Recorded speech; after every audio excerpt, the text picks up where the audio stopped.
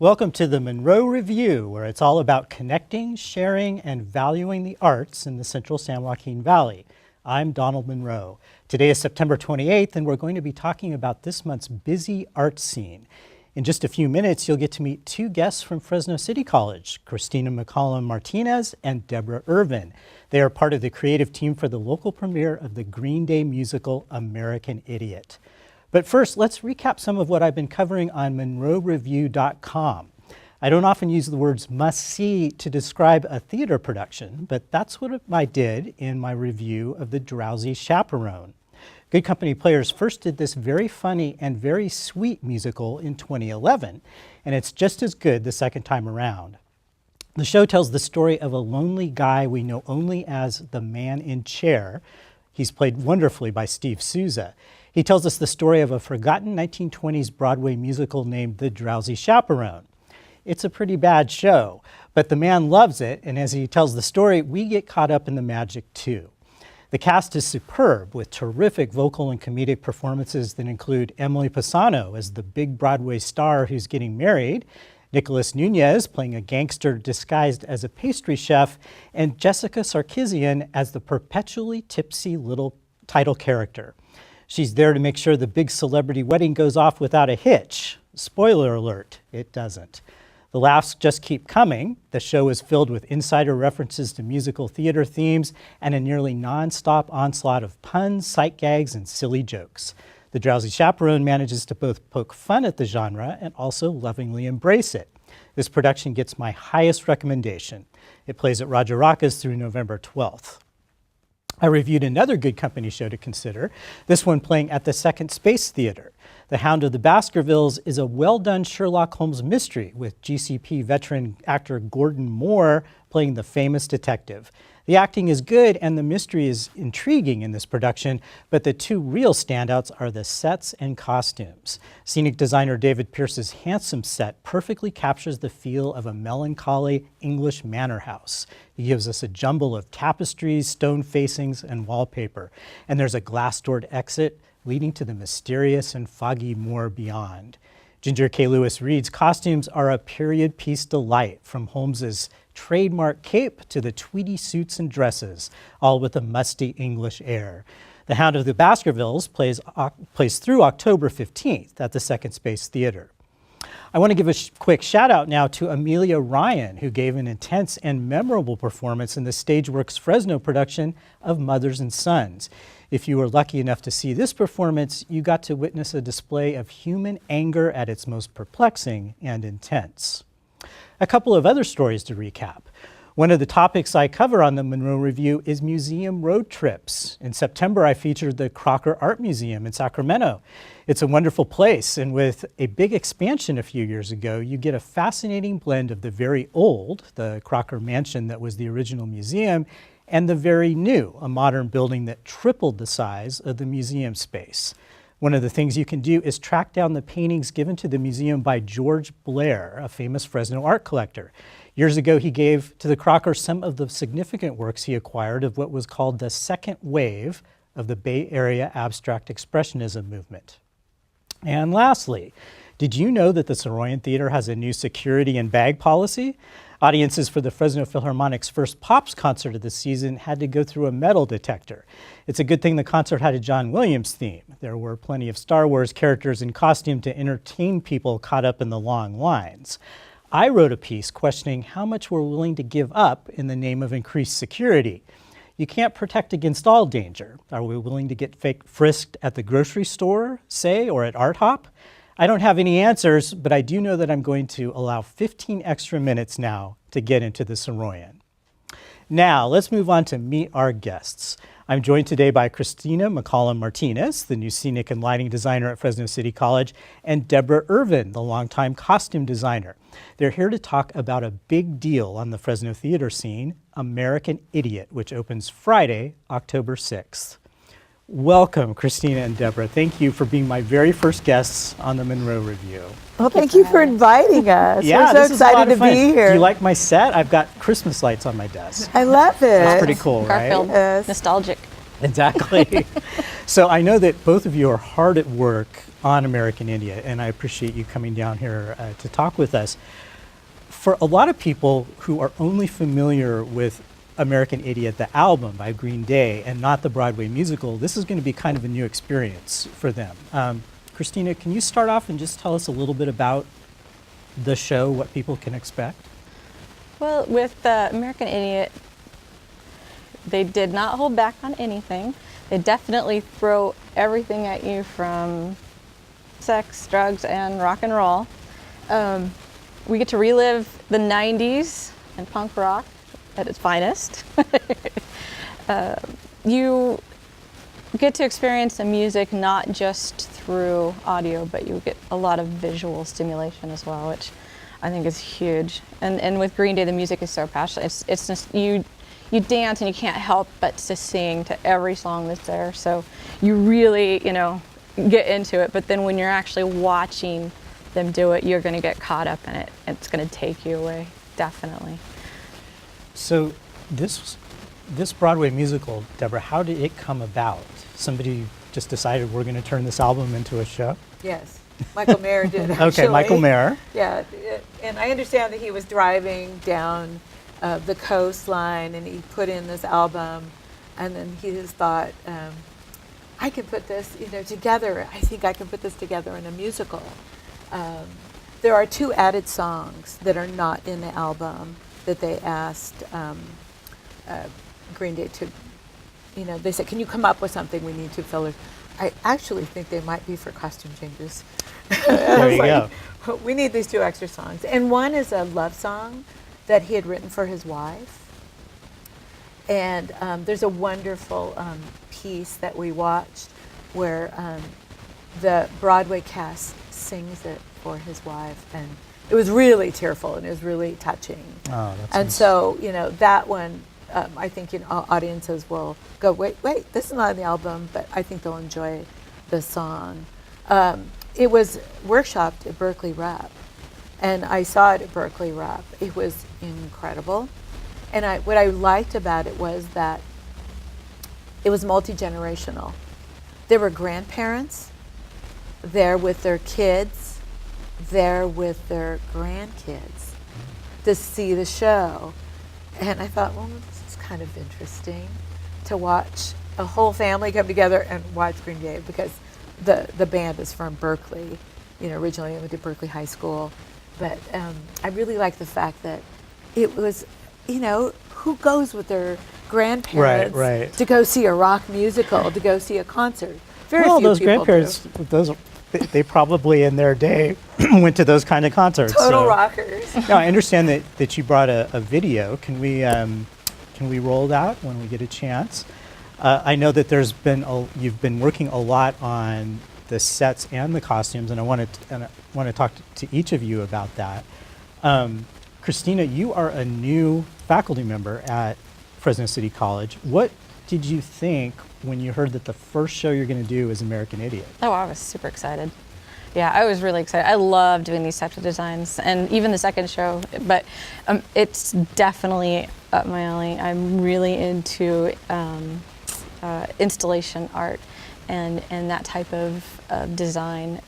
I love doing the research that goes along with it and just trying to come up with something that I haven't seen done already. And I like to pick a research image that will encompass the whole story of the show.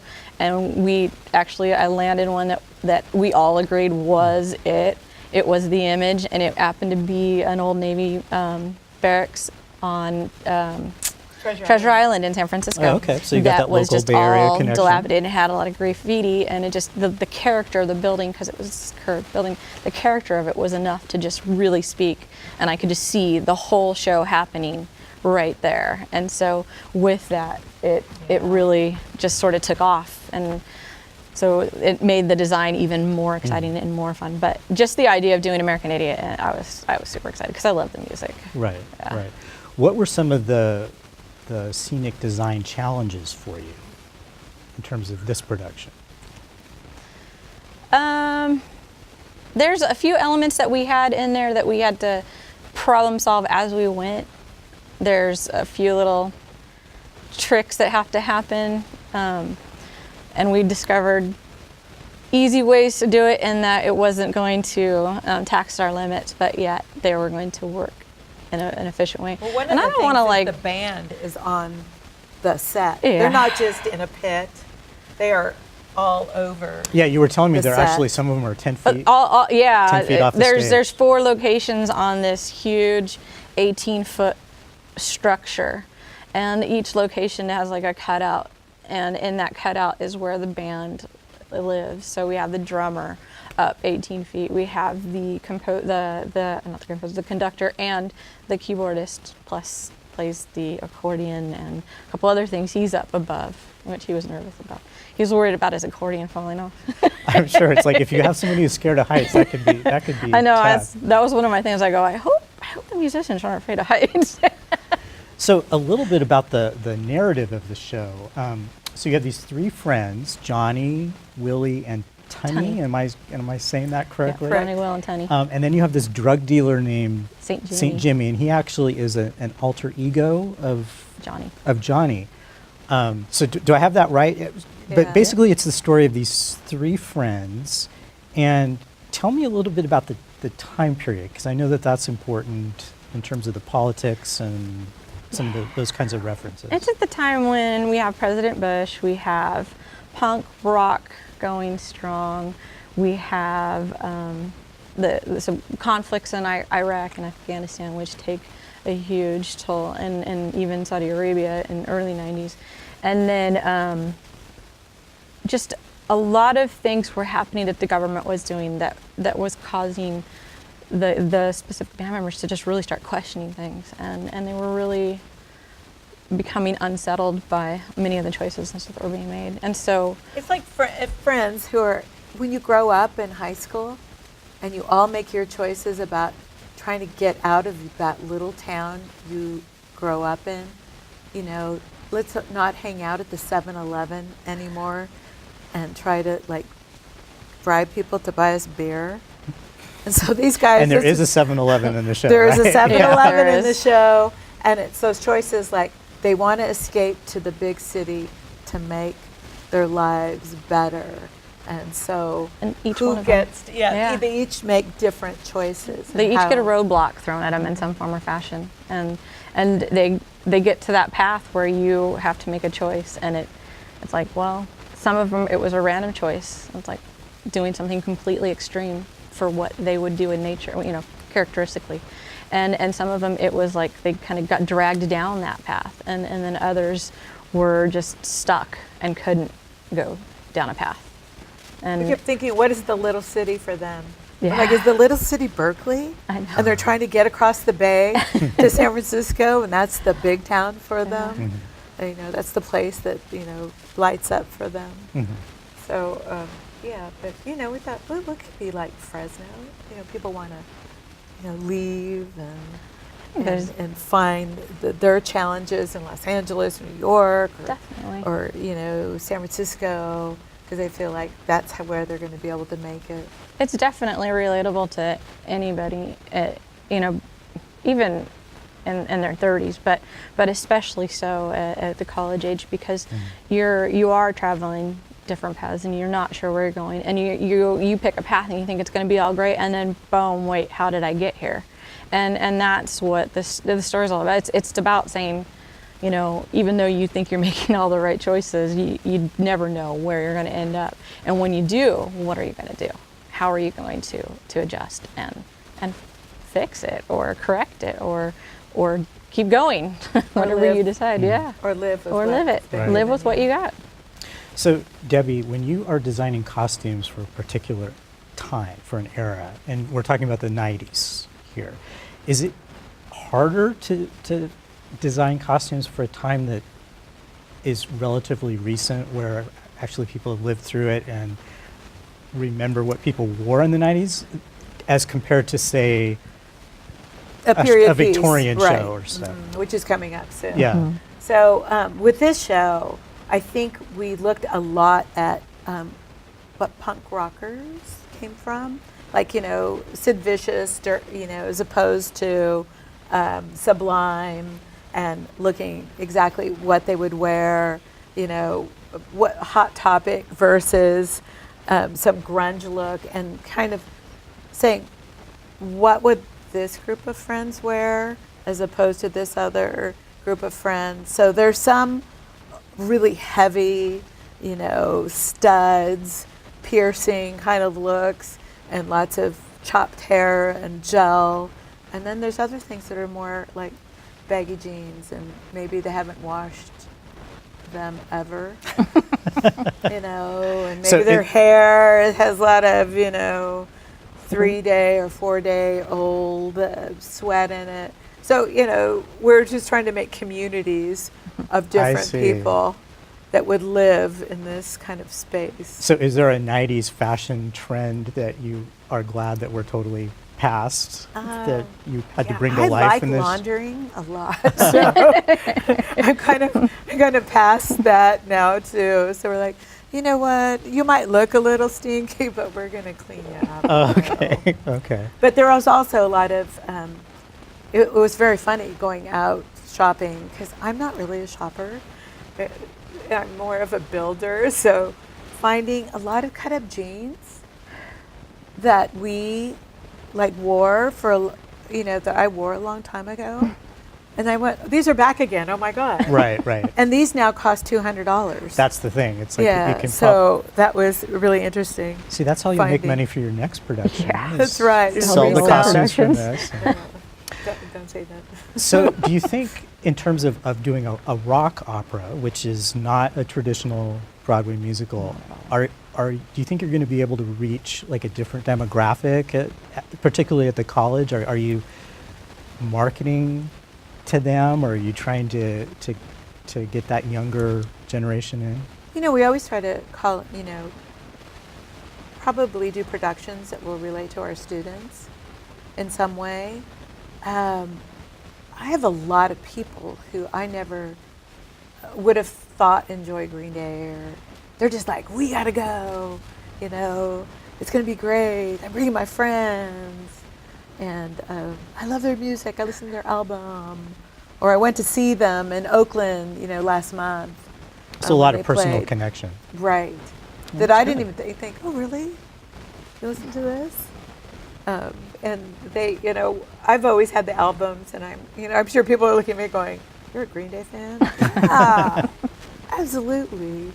It's so fun. And it's fun just to get up and get into that energy every once in a while and just dance. Yeah. No, I mean, the music is really... It's got a passion in it. It's energy in it. I will listen to it when I'm on deadline and really need to, crank something out. So, yeah. We've been listening to it a lot lately. I'm sure you have. A lot lately. So, Christina, this is your first year at City College, and City College is well known for its theater program. It's got a great theater program. Tell us a little bit about yourself. Where did you come from, and what are some of the shows you've worked on in the past that you really liked? I came from really far away, Stockton. Okay, okay.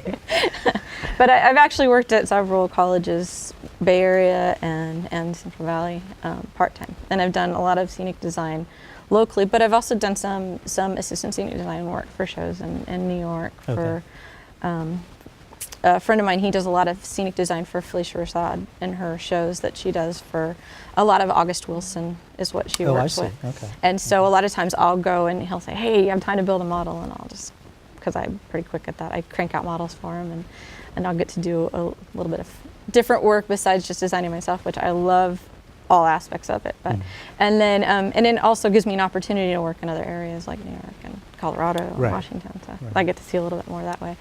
But design-wise, I've done some designs with West Valley College in Saratoga, San Jose.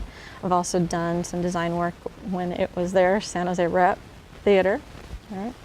And I worked with Stockton Civic on some lighting designs rather than set designs. I started actually crossing over to lighting design about 4 years ago, 5 years ago.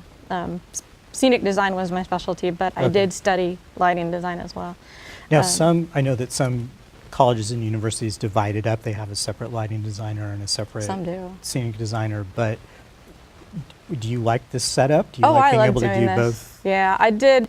I worked part-time as a technical director, or the scenic and lighting designer, basically, for San Joaquin Delta College. And I actually loved being able to light my own sets. It was kind of nice because, I could light it how I wanted to. But then at West Valley College, I would either do the lighting or I would design the set, but I didn't do both. So you get a different aspect of working and collaborating with another person, which I also like doing. So I don't really pick and choose. I don't like one more than the other, but I do love the idea of it all, and I love the collaboration because I think the collaboration is really where it's at. Yeah. Because you get more ideas and just bouncing them off of each other than you do on anything. And then Fresno, I didn't really know that much about Fresno City College until I had seen that the job position was, and I started researching it, and I was so amazed because I am such I love history. Mm-hmm. And when I realized that Fresno City College was like the first community college in California and almost the first one, in the nation, I was like, wow, okay, what have I been missing? And then I had a friend who is a dean at West Valley College, and he's the one that said, you need to go over there. That is a great college. And so I just kind of kept that in the back burner. And when the position came up, then I got really excited, went for it. And I'm really glad they sold it to me. And we're glad she's here. Yeah, you're glad. Yes, I'm so Right. glad that you're able to join us. This is kind of like your welcome and introduction to Fresno. Thank you. Thank you very much. And thank you for being here. Now we're going to wrap up the show with me talking about some of the things that are going to be coming up in October. And I thought I would just kind of talk to you guys about that because I'm sure And we're super excited. you're excited Yeah. about that. Yes. Yes. One of the things that I'm excited about is Stageworks Fresno is going to open Little Shop of Horrors. That is on October 22nd. Or no, that opens October 6th and it runs through October 22nd. That's a great show. Have you? And they have a great cast. They do. They have a. So I'm, like, they have really an excited amazing about that. It's cast. so fun. The music is so much fun. It's so captivating. It really Oh. is. They Love did a it. preview at their cabaret a couple weeks ago, and some good stellar voices. Here's a reminder: Fresno State's going to be finishing up its first show of the season, which is Particles of Dread. That's the Sam Shepard Oedipus Variations. So that's going for one more weekend. That closes Saturday, October 7th. Here's an interesting little Broadway musical to highlight: Evil Dead the Musical. I've heard of that one. That is going to open Friday, October 13th, which is a great opening date at Playhouse Merced. Now, this is one I'm going to go to Merced to see it. I have listened to the music. It's hilarious. It really is. It's really funny. And so I will go out of my way to And you see have to that wear one. black or something. Yeah, I have to dress up for it. The big concert that people are kind of waiting for is the Fresno Philharmonic is going to be debuting its new musical director, Ray Hotada, and she was selected after a grueling year-long search process. So all last year, Christina, we welcomed guest conductors and basically auditioned them. Wow. It's like the world's longest job interview when you think about it. And so Ray was chosen. She's fantastic, and I think people are really excited Excellent. Excited That sounds about exciting. that. Sounds really exciting. And so that's on Sunday, October 15th at the Soroyan. Also at the Soroyan is going to be the first of our Broadway in Fresno season, which is Beautiful, the Carole King musical. Yeah. That opens on October 24th. I actually had the chance today to interview the woman who plays Carole King on the national tour, and she really loves this show. And she's actually been in it like 3 years, but this is the first time she gets to play Carole King. She's kind of worked her way up the ladder, and so she's just How fresh. exciting for her. And she just She took over swings like it? Super exciting for she her. actually understudied. So she's actually understudied. played Carol. She said she's gone on like 50 times. But this is the first time that Where she gets she's the the top one. billing. That's and- excellent. Yeah, she Great. understudied on Broadway, and How exciting. they do move Her around. parents must be really Oh happy. my gosh, yeah. No, she's the Super. star. Good. But it is a really fun show. It's a jukebox musical, but it's a really good jukebox musical, if that makes any sense. Yeah. You know, that's fun. On October 27th, Fresno State is going to open the show Native Son, and that's based on the Richard Wright novel. Thomas Wood Ellis is going to direct that. Have either of you ever seen a stage version of Native Son? No, No. no. I haven't either. So I think that should will be be a. Is it a Fresno interesting. premiere? I think it might be. Might be. I mean, I'm thinking back. Maybe it was done here a long time ago, but I'm thinking it's probably a premiere. So Is that it? What theater is that in? that'll be in. I think their larger theater, in the John Wright Right. Theater, because the Oedipus show is in their The smaller smaller one. space? Okay. And I know that your department, your college has an event coming up. Tell us about that. That's on October 20th. 20th. Oh, it's our Friends of the Arts dinner, Okay. and we're really excited about it. It's in the courtyard at the old administration building. It's absolutely beautiful evening. There's wine, there's a silent auction, there's dinner, and there's great entertainment by entire departments of fine and performing arts. So the art department will have some exhibits, and they have like hands-on that, things that they'll be doing. So you can just kind of walk around, and the evening is always like absolutely gorgeous. And they have a So- great auction. They have a silent auction and then a regular auction. Some great entertainment. I went last year and it was. Yeah, there's a it was lot really- of fun. it was Yeah, I'm really actually fun. really excited to go this year. So that's Yeah, it's a very October nice 20th, evening. and people can find out about that By calling our box office. by calling the box and office. they do have it on the website correctly at the college under their calendar of events. Okay. So Okay. you can look at it that way. And then remind us again, American Idiot opens October 6th. October 6th, and that runs actually just for 2 weekends, yes, right? Right. correct. So this is one of those shows that you have to make an effort to go out and see. So many times people will say, Oh, yeah. I don't have time. You have to Yeah. plan it out. Right. So, Yeah. well, that wraps it up for this month's episode of the Munro Review. Thank you so much to our volunteer crew. And thanks again to our guests, Christina and Deborah. And thank you for joining us. We'll see you next time.